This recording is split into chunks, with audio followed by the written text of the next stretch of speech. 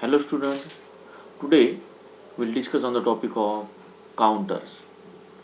So starting with the counters. So counter is a register capable of counting the number of clock pulses arriving at clock input. So count represents the number of clock pulse arrived. On arrival of each clock pulse, the counter is incremented by 1. And in case of down counter, it decreases by 1. Decrease by 1. So there are two types of counter. One is called as synchronous counter and second one is called as asynchronous counter. When a counter is clocked such that each flip-flop in the counter is triggered at the same time, the counter is called synchronous counter. In synchronous counter, the design is complex and high-speed count. Now we'll see the asynchronous counter. In asynchronous counter, a asynchronous binary, also called as ripple counter, consists of a series connection of complementary flip-flop with the output of each flip-flop connected to the clock input of the next higher order flip-flop. The flip-flop holding the least significant bit received the incoming clock pulses. Receiving the including clock pulses. Okay. So in one line we can call it as synchronous means all flip-flop will be triggered at the same moment, and here it will be depends first will be triggered, then step by step will be next flip-flop will be triggered. Okay. So we'll see the diagram. Okay, so this diagram indicate it is a positive edge trigger counter. Okay, if we bubble you can add, then you can call it as a negative edge trigger counter. Negative edge trigger counter. Okay, so starting with the example with the ripple or asynchronous counter, you can see here asynchronous or also called as ripple counter. Output of first flip-flop, it acts as clock cycle for the next flip-flop. Output of first is connected to the clock cycle for the next. Okay, input of both will be together. Okay, and it is connected to the high, and clock pulse we can provide to the only for the first flip-flop. So it is nothing but two flip-flop will use. So 2-bit asynchronous binary counter.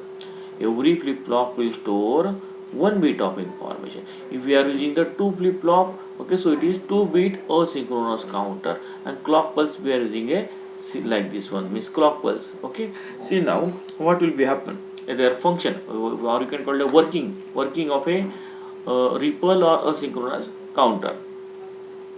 See now, a binary ripple or a synchronous counter consists of series connection of complementary flip-flops with output of each flip-flop connected to the clock input of the next higher order.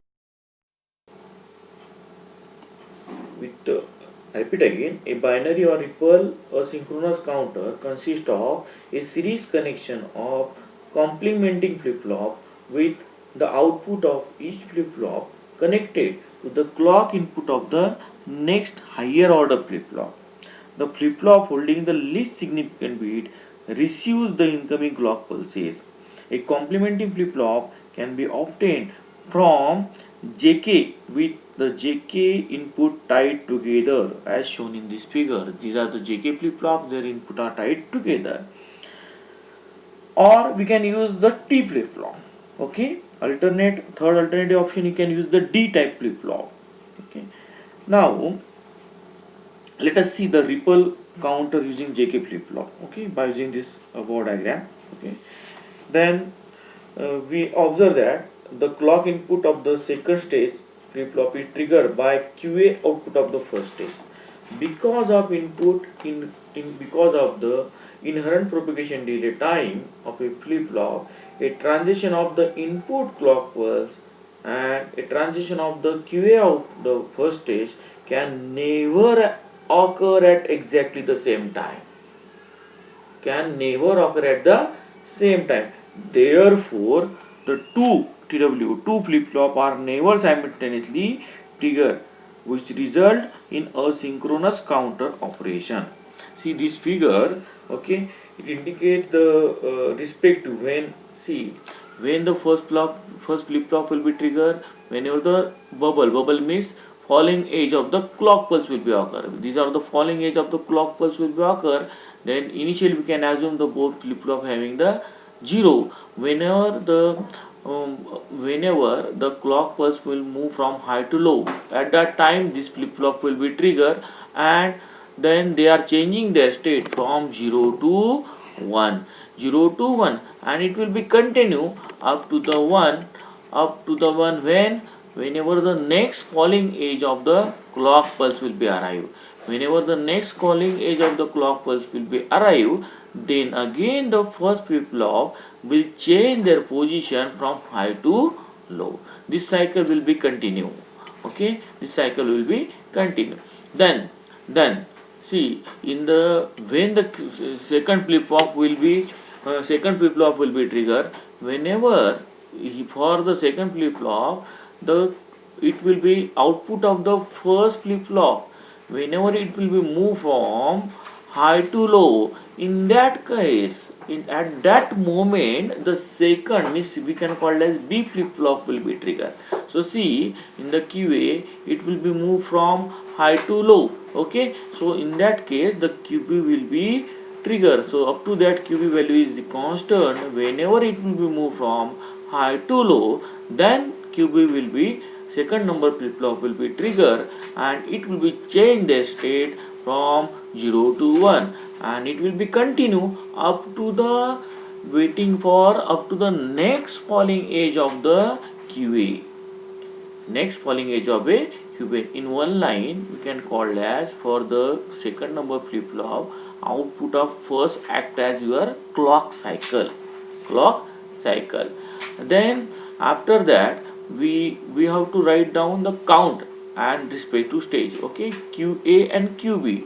LSB is the QA and it is QB. Both 0. Here is 0. This one is 0. That's why we can call as it is a 0. Then in the QA it is 1. Then QB 0. Then we can call as 1. Then QA 0. Then QB 1. Then 0 1. Then it is 2. Both 1 1 1. Then we can call as it is a 3. So in this way we have triggered the respective flip flop. So we understood the asynchronous, also called as ripple flip flop. Asynchronous or also called as ripple counter, because the output of first flip flop connected to input of clock cycle for the next. So in this way we have to trigger the flip flops. Okay, hope so we are understood the asynchronous. Now in the next lecture we will see the synchronous type of the counter. Thank you.